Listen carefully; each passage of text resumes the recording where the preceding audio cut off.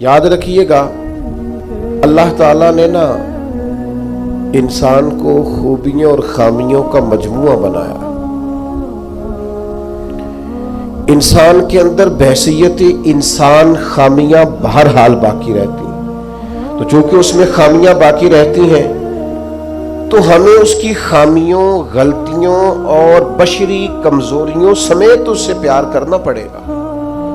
اگر ہم یہ کہیں کہ کوئی غلطی ہی نہ کرے، اس کے اندر کوئی کمزوری ہی نہ رہے، کوئی اس کے اندر بشری تقاضا باقی نہ رہے، تو پہلی بات یہ ہے کہ ہمارا یہ مطالبہ ہی سرے سے غلط ہے۔ اس لیے کہ اللہ تعالیٰ نے بالکل معصوم تو فرشتوں کو بنایا ہے، فرشتے معصوم ہیں، اور اشرف المخلوقات اللہ نے حضرت انسان کو بنایا ہے۔ اس کے ساتھ اللہ نے یہ آزمائش رکھی ہے، تو انسانوں کے اندر کمزوریاں رہیں گی۔ نبی پاک صلی اللہ تعالی علیہ وسلم نے ارشاد فرمایا، جس آدمی کو غصہ آیا اور وہ اپنا غصہ نکالنے پر قادر بھی تھا، لیکن اس نے اللہ کی رضا کے لیے اپنے غصے کو کنٹرول کر لیا، فرمایا اللہ اس کے دل کو امن سے بھی بھر دے گا اور ایمان سے بھی بھر دے گا۔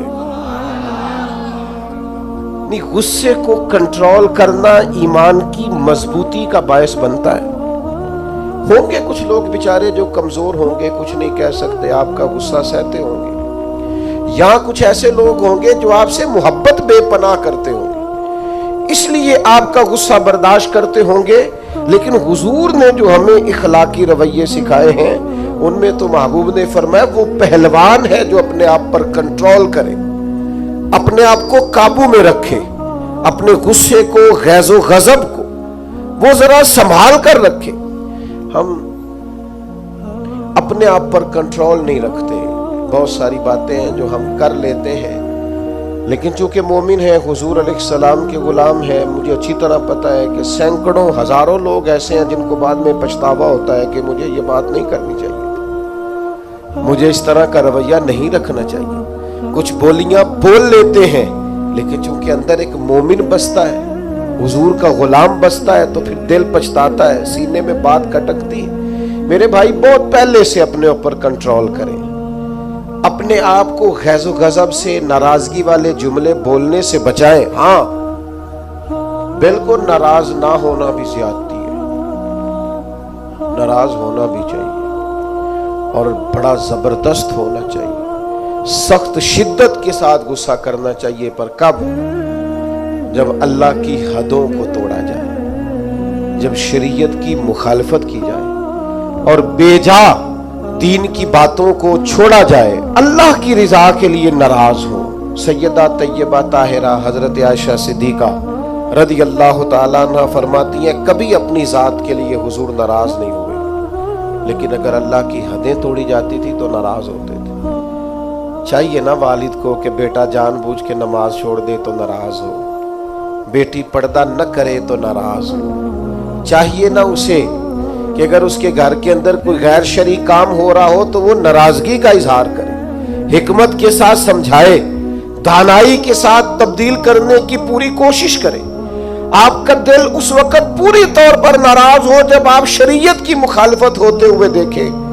10,000 گم ہونے پر تو جس کا دل پریشان ہوتا ہے، لیکن نماز ظہر قضا ہونے پر جسے کوئی اثر نہیں ہوتا، جو چند منٹ، آدھا گھنٹہ، پونا گھنٹہ نوکری سے لیٹ ہو تو احساس پیدا ہوتا ہے، لیکن کئی دن بیت گئے، فجر نہیں پڑی، کتنے دن گزر گئے، سویرے اللہ کی بارگاہ میں نہیں اٹھا، توجہ نہیں ہوتی۔ او سنگیو، آؤ یارو اپنا اخلاق تو دیکھیں، میری بھی فجر قضا ہے، میرے پتر کی بھی قضا ہے، میری جوان بیٹی بھی جم کے سو رہی، کبھی ماتھے پر شکن تک نہیں آئی، لیکن میری روٹی لیٹ ہو جاتی ہے تو میں سارا گھر سر پہ اٹھا لیتا ہوں، زمین آسمان ایک کر دیتا ہوں۔ میرے بچے، آپ کے بچے ہماری نگاہوں کے سامنے وہ پوری طرح بری سوسائٹی کا شکار ہو جائیں اور وہ جانے کس کس گناہ میں لگ جائے، معاذ اللہ، شکن تک نہیں آتی، لیکن میرے کپڑے وقت پر استری نہیں ہوئے، مجھے ٹائم پر فلاں چیز نہیں دی گئی، آسمان سر پہ اٹھا لیا جاتا ہے۔ حضور نے تو ہمیں یہ اخلاق سکھایا ہے کہ لہو سے تیرا وجود بھی ذات کے لیے بھر دیا جائے تو زبان سے لان تان نہ کرنا، یہ تیرے نبی کا طریقہ ہے۔ ہاں، اس شخص سے بچنا جو تیری نمازوں کو قضا کرنے کا ذریعہ بنے۔ ایسے لوگوں کے بارے میں تیرا رویہ سخت ہونا چاہیے، جہاں تیری عبادات، تیری اللہ کی بندگی داؤ پہ لگتی تجھے نظر آئے۔ خدا را دین کا مزاج تو سمجھے، ہم کس طرف چلے۔ اور پھر یہاں میں بڑی ذمہ داری سے یہ بات بھی عرض کر دوں، حضور راضی نہیں ہے اس بندے سے جو میلاد کی جھنڈیاں لگائے اور نماز چھوڑ دے، جو جلسہ وقت پہ کرائے، محفل کے لیے صبح شام ایک کر دے اور نماز کے معاملے میں سستی کرے۔ ایسے ہی جان بوجھ کر اگر بلی کو دیکھ کر کبوتر آنکھیں بند کرے گا تو اس کا معنی کیا ہے؟ آپ کے چھپ جانے سے اور ذرا کسی برکت والی چیز کے پیچھے چھپنے سے شریعت کا حکم بدل جائے گا؟ اصل چیز تبدیل کر دی جائے گی۔ حقیقتیں رہتی ہیں، حقیقت چھپ نہیں سکتی بناوٹ کے اصولوں سے، اور خوشبو آ نہیں سکتی کبھی کاغذ کے پھولوں سے۔ شریعت کا حلال حلال رہے گا اور حرام حرام رہے گا۔ تھوڑا سا اپنی ذات کے لیے معافی دے کے تو دیکھیں، غلطی ہو گئی ہے بہو سے۔ اس کے ابا جی نے پنچایت میں آ کے پگڑی کھول کے تیرے پیروں کے سامنے رکھ تو دی تھی، اس کے بھائی نے ہاتھ بھی باندھے تھے کہ آئندہ نہیں کرے گی، چل کر دے معاف، کوئی بات نہیں، کوئی کفر نہیں ہو گیا۔ ہو گئی ہے نا غلطی تیرے ملازم سے، بیچارہ غریب ہے، وہ کہیں اور جا کے اس عمر میں بڑھاپے میں کہاں نوکریاں ڈھونڈتا پھرے۔ چل ہو گئی ہے غلطی، معاف کر دے، درگزر کر دے۔ چل تیرا پڑوسی غریب آدمی بھول گیا تھا، تھوڑا سا کر دے درگزر۔ لیکن ہم اس معاشرے اور سوسائٹی میں رہتے ہیں جہاں ہر وقت جج بنے رہنے کا شوق ہے لوگوں کو، فیصلے کرنا اور مطلق العنان بن کے کرنا، اور بس جی بس میں نے کہہ دیا ہے، اب دوبارہ سے میں کسی کی بات نہیں سنتا۔ آپ مجھ سے ناراض نہ ہو جائیں تو یہاں تو مسجد کی کمیٹی کا صدر کسی سے کنٹرول نہیں ہوتا، سارا کچھ بگڑتا ہے تو بگڑ جائے الا ماشاءاللہ، لیکن ہمارا مزاج ہے ماں بدولت نے جو کہہ دیا وہ ہو کے رہے گا۔ پتھر برسانے والے، تکلیفیں دینے والے، اذیتیں دینے والے حضور کے سامنے گردنیں جھکائے کھڑے تھے، بتاؤ بھائی تمہارے ساتھ کیا سلوک کروں؟ فتح مکہ کے دن اعلان ہو رہا ہے، انہوں نے پتہ کیا کہا؟ انہوں نے میرے محبوب کے عظمتوں والے باپ کا ذکر چھیڑ دیا، کہنے لگے آپ بھی بڑے ہی کریم ہیں، اور آپ کے والد عبداللہ بھی بڑے ہی کریم تھے، بڑے کریم باپ کے بیٹے ہیں آپ، وہ بڑے کریم تھے۔ نبی پاک علیہ السلام نے فرمایا اگر تم نے یہ کہا ہے تو جاؤ، پھر تم پر کوئی بدلہ نہیں، تمہارے ساتھ وہی سلوک کرنا ہے جو جناب یوسف نے مصر آئے ہوئے بھائیوں کے ساتھ کیا تھا۔ انہوں نے کنویں میں پھینکا تھا اور جناب یوسف نے سینے سے لگا لیا تھا، لہذا تمہارے ساتھ وہی کچھ کرنا ہے۔ وہ لوگ حضور نے انہیں معاف کر دیا۔ میں اگر ایک جملہ کہوں تو شاید آپ کو اچھا لگے اور آپ کہے کہ یہ جملہ کوئی کسی اچھے ادیب نے اور کسی اچھے دانشور نے بڑی اچھائی سے کہا ہے۔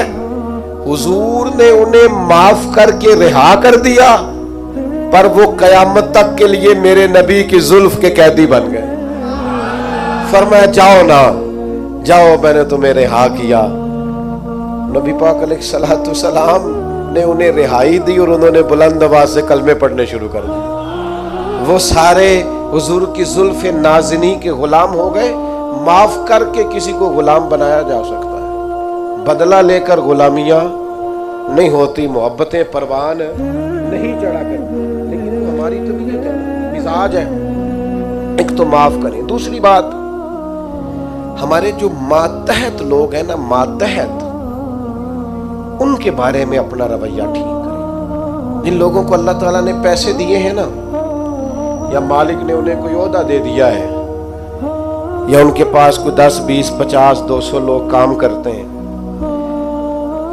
وہ تھوڑا سا سوچیں کسی وقت بیٹھ کے کہ میں آج ایک فیکٹری کا آنر بن کر اور ایک ادارے کا سربراہ بن کے بیٹھا ہوا ہوں. اگر کل مجھے وہاں کھڑا ہونے پڑ جائے جہاں مزدور کھڑے ہیں تو پھر میرا حال کیا ہو. وہ جو اپنے ماتحت کے ساتھ ہمارا رویہ نا، یعنی حکم چلانے کا ایک مزاج ہے.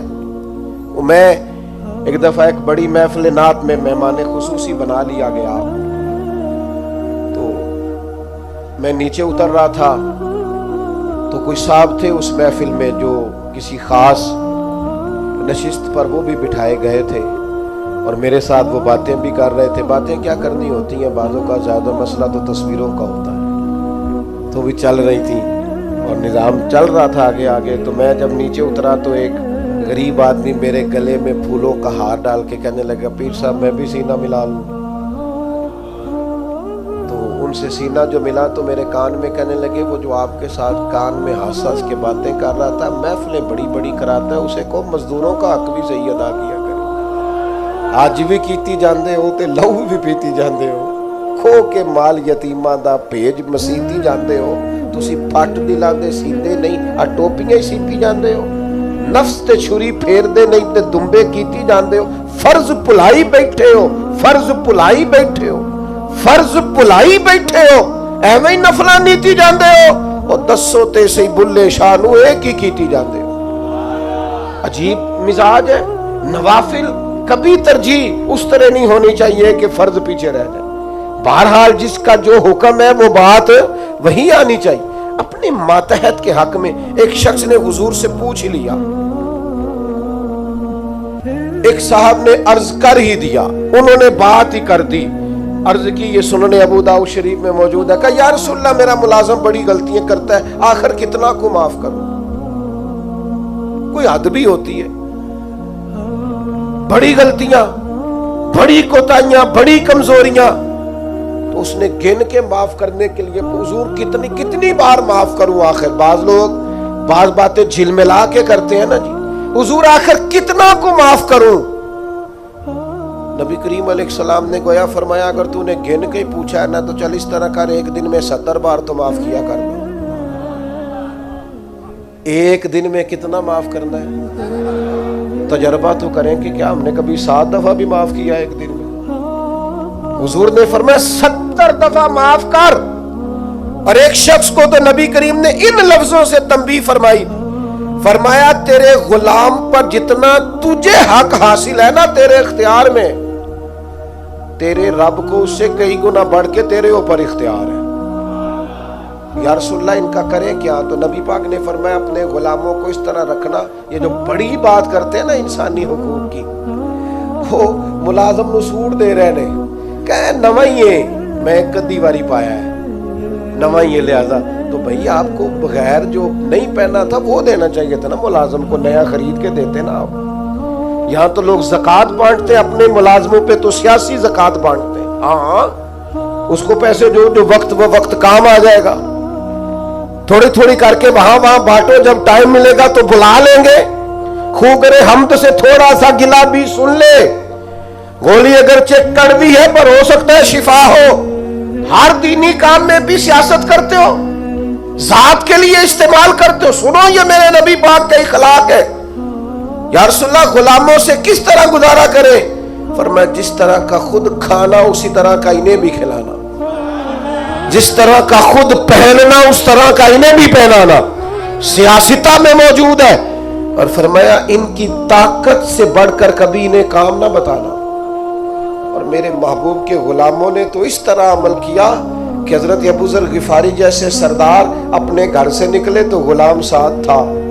سامنے سے ایک سردار دیکھ کے حیران ہو گیا، کہنے لگا ابو ذر یہ کون ہے؟ فرمایا میرا غلام ہے. کہا حد ہو گئی یار، اس کے کپڑے قیمتی ہیں اور تمہارے کمزور ہیں، یہ انقلاب کیسے آیا؟ تو جناب ابو ذر غفاری فرمانے لگے یہ میرا انقلاب نہیں، یہ محمد عربی کا دیا ہوا انقلاب ہے.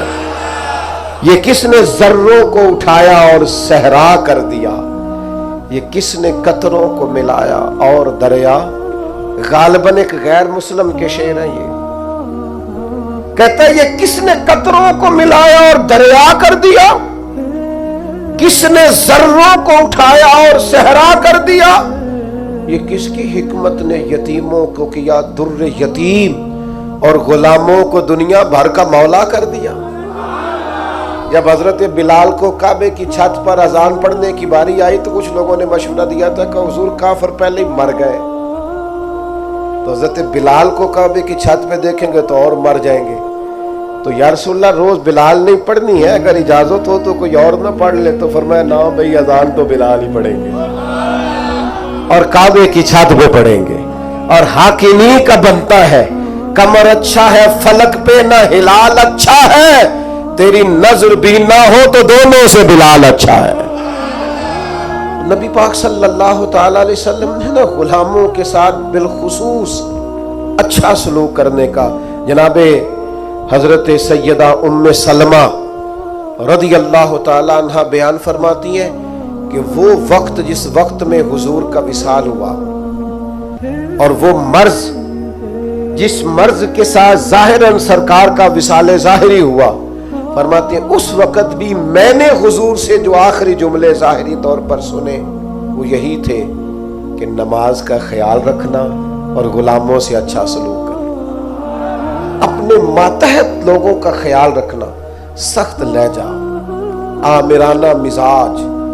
میرا ایک جاننے والا شخص ہے، اس کے ہاں سے نا کوئی 40-50 لوگ تنخواہ لیتے ہیں، کوئی ادارہ ہے تو وہ اس کا بنایا ہوا تو 40-50 لوگ تنخواہ لیتے ہیں۔ تو ایک دن کسی تنخواہ لینے والے شخص نے اس سے آ کے کہا یار ادارہ تیرا ہے تو ہم تیری قدر بھی کرتے ہیں، تو دل کرتا ہے تنخواہ تو دے۔ تو اس بندے نے رونا شروع کر دیا، کہنے لگا غریب ماں کا بیٹا ہوں اور کسان باپ کا بیٹا ہوں، کسی کو تنخواہ دیتے ڈر بڑا لگتا، تو اللہ نے ڈیوٹی لگا دی، ڈر لگتا ہے۔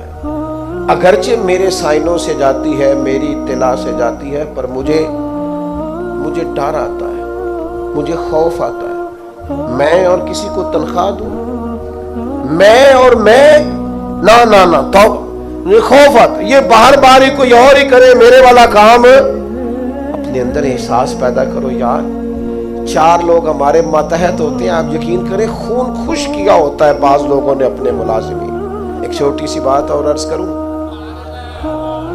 عورت بیچاری کی عقل ناقص ہوتی ہے، عورتوں سے اچھا سلوک، اپنی گھر والی کے بارے میں رویہ نرم، مقابلے کی فضا نہ پیدا کریں اپنے گھر میں۔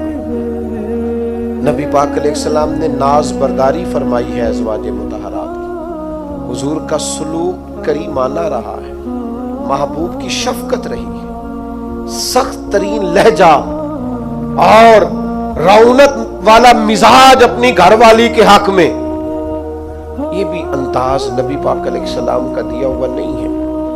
حضور نے فرمایا تم میں سے سب سے بہتر وہ ہے جو اپنے گھر والوں کے لیے بہتر ہے، اور فرمایا میں تم سب سے بڑھ کر اپنے گھر والوں کے لیے بہتر۔ دوستوں کے ساتھ خوش گپیاں اور دیر دیر تک خوشگوار موڈ، اور گھر جاتے ہی لہجہ ترش، اور جناب آپ بابا میں تھکا ہوا آیا ہوں، میرے پاس ٹائم نہیں ہے زیادہ باتیں سننے کا، یہ حضور کا دیا ہوا اخلاق نہیں ہے۔ وہ تو لباس ہے مرد عورت کا اور عورت مرد کا۔ ایک تیسری بات اپنے ذہن میں اور ضرور آج ہم نے بٹھا کے جانی ہے، وہ یہ ہے کہ نبی پاک صلی اللہ تعالی علیہ وسلم کا نا مزاج مروت والا، مدارات والا۔ آج کچھ لوگوں کو شوق ہو گیا ہے، وہ کہتے ہیں جی میں جی بات سچی کرتا ہوں جی، میں بندہ ذرا کھرا ہوں جی لہذا لوگوں کو پسند نہیں۔ یہ آپ کی ذاتی کی ہوئی تشریح ہے۔ کھرا بندہ لوگوں کو بڑا پسند ہوتا ہے، آپ کھرے ہوں گے پر آپ کا رویہ کھرے لوگوں والا۔ کچھ لوگ کہتے ہیں جی میں جی بات سچی کرتا ہوں لہذا کڑوا ہوں۔ او بھائی کائنات میں سب سے زیادہ سچے مدینے والے محبوب ہیں، لیکن حضور کا لہجہ تو شہد سے بھی زیادہ میٹھا ہے۔ یہ کیا بات ہوئی؟ یہ آپ جھوٹ بول رہے ہیں کہ میں سچا ہوں تو کڑوا ہوں۔ سچائی تو میٹھی ہوتی ہے، سچائی تو حسین ہوتی۔ آپ کا انداز کڑوا کسیل ہے۔ میں جی سچ آپ اصل میں سچ بولتے ہیں دوسروں کے بارے میں، 2-4 سچ اپنے بارے میں بھی بولیں اور بول کر کہیں کہ یہ میرے اندر کمیاں ہیں، بولیں سچ۔ دوسروں کی غلطیوں کا تو شک ہوتا ہے نا، اپنا تو بندے کو پاک ہوتا ہے نا۔ کہ یہ میرے اندر ہے، اپنی چھپائے پھرتے ہو، اپنیوں پہ پردے ڈالے ہوئے ہو، اپنے اوپر ملمر میک اپ کیے ہوئے، دو چار سچ اپنے بارے میں بولو نہ پتہ چلے تم نے تو جب بھی سچ بولا ہے دوسرے کے بارے میں بولا ہے۔ تو یہ ملوث مدارات نبی پاک کے غلام بیدام تھے صحابہ۔ حضور کبھی کسی کا نام لے لیتے تو وہ سمجھتے کہ ہماری تو معراج ہو گئی ہے، اور حضور کسی کو نام لے کے بھی ڈانٹ دیتے تو وہ سعادت سمجھتے، قربان ہوتے۔ لیکن یہ میرے نبی پاک کی مروت کا انداز ہے، یہ حضور کی مدارات۔ کچھ لوگ کہتے ہیں جناب وہ آپ کے ڈھیلے ڈھالے ہونے سے حالات خراب ہوئے ہیں۔ او بھائی کیا کرے، لہجہ مروت والا ہے، کیا کرے انداز پیار والا ہے، کیا کرے کوشش کرتے ہیں، ہمت پکڑتے ہیں، کرتے ہیں، دل کرتا ہے کئی دفعہ چار سختیاں میں نے بھی کرنی ہے، پر وہ کیا کریں، کسی فقیر کے ہاں بیٹھنے والے ہیں، انہوں نے اندر سے وہ سارا انداز ہی سارا نکال دیا ہے۔ نبی کریم صلی اللہ تعالی علیہ وسلم کسی صحابی کا نام لے کر بھی اگر کبھی اس کو سمجھا دیتے تو وہ اپنی سعادت سمجھتا، لیکن حضور کی بارگاہ میں اگر کسی کی شکایت آتی تھی نا تو نبی پاک کبھی بھی اس کا نام لے کر بات نہیں کرتے تھے، مجموعی بات کر دیتے، فرماتے لوگوں کو کیا ہو گیا ہے۔ اب انہوں نے اس طرح کرنا شروع کر دیا، وہ مجموعی بات ہوتی تھی تو جس کی ہوتی تھی وہ خود بخود سمجھ جاتا تھا۔ حضور نے ایک مقام پہ فرمایا کمزور خیالات والے نہ بن جانا، کہنا کہ لوگ اگر میرے ساتھ اچھا کریں گے تو میں بھی اچھا کروں گا، اگر لوگ برا کریں گے تو میں بھی برا کروں گا، اس طرح کا رویہ نہ کرنا، بلکہ اعلیٰ اخلاق، آپ کی طبیعت میں مروت ہو۔ ایک صحابی حاضر ہوئے اور انہوں نے بڑی انوکھی بات کی، اور یہ جو بات انہوں نے کی ہے نا یہ میرا اور آپ کا بہت سارے لوگوں کا مسئلہ ہے، اس طرح کی باتیں ڈھیر سارے لوگ آ کے کرتے ہیں۔ انہوں نے آ کے عرض کی یا رسول اللہ صلی اللہ تعالی علیہ وسلم میرے چچا زاد بھائی ہیں، میں ہمیشہ ان کے ساتھ حسن سلوک کرتا ہوں، انہوں نے کبھی بھی میرے ساتھ نہیں کیا، مجھے جب بھی ان کی ضرورت پڑی ہے انہوں نے انکار کیا ہے، اور انہیں جب بھی ضرورت پڑی ہے میں حاضر ہوا ہوں۔ یا رسول اللہ اب تو میں اتنا پریشان ہوا ہوں کہ میں نے قسم اٹھا لیا کہ اب میں بھی ان کے کسی کام نہیں آؤں، طے کر لیا ہے۔ تو حضور حکم کیا ہے؟ میں قسم اٹھا آیا ہوں کہ بس ختم۔ نبی پاک علیہ السلام نے فرمایا میں تمہیں حکم دیتا ہوں کہ قسم کا کفارہ دے لے اور ان کے ساتھ اس نے سلوک ہی کر۔ تو اپنا رویہ ان کے بارے میں وہ نہیں کر سکتا جو ان کا رویہ، تو نے اس نے سلوک کے۔ اور یار یہ کوئی کمال ہے کہ اچھے کے ساتھ اچھا ہوں اور برے کے ساتھ برا ہوں؟ اچھا ایک اور بات آج کل نوجوان بڑی وہ جی مجھ سے غلط بات برداشت نہیں ہوتی، صحیح بات کو بھی برداشت کرنا پڑتا ہے، برداشت ہی غلط بات کرنی ہوتی ہے، غلط رویہ ہی تو برداشت کرنا ہوتا ہے، صحیح کو تو برداشت کرنا ہی نہیں پڑتا۔ اگر آپ سے غلط لہجے برداشت نہیں ہوتے، بے مروت لوگ برداشت نہیں ہوتے تو آپ سے برداشت کیا ہوتا ہے؟ نبی کریم علیہ الصلوۃ والسلام کے صحابی نے ہم سب کا اتنا بڑا مسئلہ حل کیا، یا رسول اللہ قسم اٹھا لی ہے اب میں بھی وہی کروں گا جو وہ کرتے ہیں۔ تو حضور نے گویا سبق دیا میرے غلاموں کی یہ شان نہیں۔ حضور علیہ الصلوۃ والسلام ارشاد فرمانے لگے سن بھائی تو قسم کا کفارہ دے لیکن تو نے اس نے سلوک ہی کرنا ہے، تو نے اپنا رویہ ان کے ساتھ کبھی بھی غلط نہیں کرنا، تو نے اپنا رویہ ہمیشہ ان کے ساتھ۔ ایک اور بندے نے آ کے عرض کی تھی یا رسول اللہ صلی اللہ علیہ وسلم میرے رشتہ داروں کا سلوک میرے ساتھ بڑا ہی جاہلانہ ہے، میرا رویہ ان کے ساتھ اچھا ہے۔ ویسے میں اور آپ تھوڑا تجربہ کر لیں، وہ صحابی تو سچ بول رہے تھے بالکل، ہمارے ہاں ڈھیر سارے لوگ اس معاملے میں سچے بھی نہیں ہوتے، وہ کہہ رہے ہوتے ہیں میں رشتہ داروں سے بڑا اچھا ہوں، پر یہ تو دوسرے سے پوچھیں گے تو پتہ چلے گا، یہ تو سامنے والا اپنا رویہ بتائے گا تو پھر سمجھ آئے گی، ورنہ تو پنچایت میں ہر بندہ یہی کہہ رہا ہوتا ہے کہ سب سے زیادہ نیک میں ہی ہوں، آپ جس کی بات سنیں وہ فل سچا ہوتا ہے، یہ تو دوسرا بھی اپنی بولی بولے گا تو پھر بات سمجھ میں آئے گی۔ لیکن صحابی نے عرض کیا یا رسول اللہ صلی اللہ تعالی علیہ وسلم میں نیکی کرتا ہوں، وہ جہالت کرتے ہیں، بدتمیزی کرتے ہیں، زیادتی کرتے ہیں۔ یا رسول اللہ میں پیار کرتا ہوں، ان کی طرف سے ہمیشہ جفا ہوتی ہے۔ تو یہ مروت سکھائی ہے حضور کے اخلاق نے۔ میرے کریم محبوب فرمانے لگے اگر واقعہ ہی ایسا ہے جیسا تو کہہ رہا ہے کہ وہ زیادتی کرتے ہیں تو نیکی کرتا ہے، تو کریم فرمانے لگے پھر تو انہیں راکھ چٹا رہا ہے۔ اور حضور فرمانے لگے جب تک تو ایسا کرتا رہے گا رب تیری مدد فرماتا رہے گا، اللہ تیرے لیے مددگار پیدا کرے گا۔ اپنی مروت کو کبھی نہ کچلیں، سامنے والا کرے گا رویہ جس طرح کا بھی اس نے کرنا ہے، جو بھی اس کی طبیعت ہے وہ کرے گا، اور کرتے رہتے ہیں لوگوں کی طبیعت ہوتی ہے وہ اپنے حساب سے چلتے ہیں، لیکن ہمیں اپنے رویوں کو کبھی بھی کمزور نہیں کرنا، کسی مقام پر بھی کوئی ایسا کام نہیں کرنا جس سے چھلکے کہ ہم نے مروت چھوڑ دی ہے۔ اور چوتھی اور آخری بات جس کے بعد ہم نے اختتام کی طرف بڑھنا ہے وہ یہ ہے کہ نبی پاک علیہ السلام نے ہمیں ایک بہت بڑا اخلاق یہ سکھایا ہے کہ نیکی ہمیشہ یک طرفہ کرنی، نیکیوں کو تجارت نہیں بنانا، دوسرا بھی کرے گا تو پھر میں بھی کروں گا۔ یہ ہمارے ہاں نا ایک رواج ہے کہ وہ میری طرف آیا تحفے بڑھا کے تو پھر میں بھی اس کی طرف تحفے بڑھا کے جاؤں۔ نیکی ہمیشہ یک طرفہ ہوتی ہے، اس لیے کہ اجر اللہ سے لینا ہے، بندوں سے نہیں لینا۔